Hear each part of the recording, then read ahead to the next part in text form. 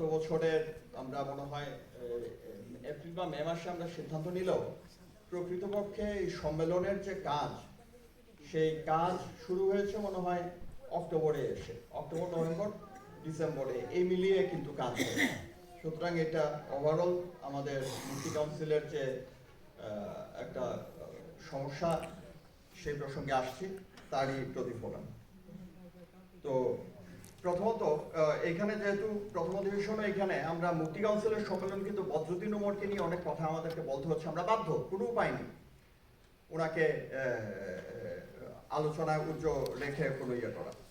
সেটা হচ্ছে এই যে গণতান্ত্রিক এই যে জাতীয় মুক্তি কাউন্সিল 2003 সালে গঠিত হয়েছিল, তার আগের ছিল কিন্তু আসলে গণতান্ত্রিক বিপ্লবী জোট, সম্ভববাদী দল এবং ইউপিডিএফ এর একটা লিয়াজো কমিটি।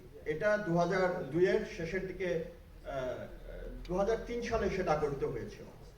তার আগে লক্ষ্য করতে হবে শিক্ষা ক্ষেত্রে সুস্পষ্ট একটা রাজনৈতিক প্রগতিশীল রিপোর্ট এখানে আসা উচিত ছিল বলে মনে করি, সেখানে কিন্তু অনুপস্থিত।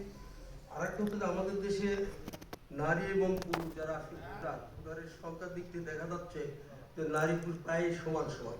সেখানে নারীদের যে পরিবারের অত্যাচার নির্যাতন হয়ে গেছে, সেখানে নারীদের সম্পর্কে স্পষ্ট আর নির্বাচন কমিশন দুজন ভাই বলে গেছেন, ঠিক আছে। আমি এখানে বলেছিলাম যে আমাদের যেহেতু দেশের নির্বাচন বারবার আসছে, বড় যেহেতু নতুন করে জুলাই অভ্যুত্থানের পরে যে নির্বাচন হতে যাচ্ছে সেই সম্পর্কে সুস্পষ্ট আমাদের জাতীয় মুক্তি কাউন্সিলের ব্যাখ্যা বিশ্লেষণ থাকা দরকার এবং 9টি সংগঠনের যে দীর্ঘ সময় ধরে এই গণ অভ্যুত্থানের আন্দোলনে আমাদের যে ভূমিকা নিয়ে কথা বলা হয়েছিল, এখানে যে 9টি সংগঠন ছিল তাদের মানে শুধু তাদের বক্তব্য এবং স্পেসিফিক তাদের নাম সহ তাদের বক্তব্যগুলো উপস্থাপন করা উচিত, এটাই মনে করি। ধন্যবাদ। অন্য কিছু আর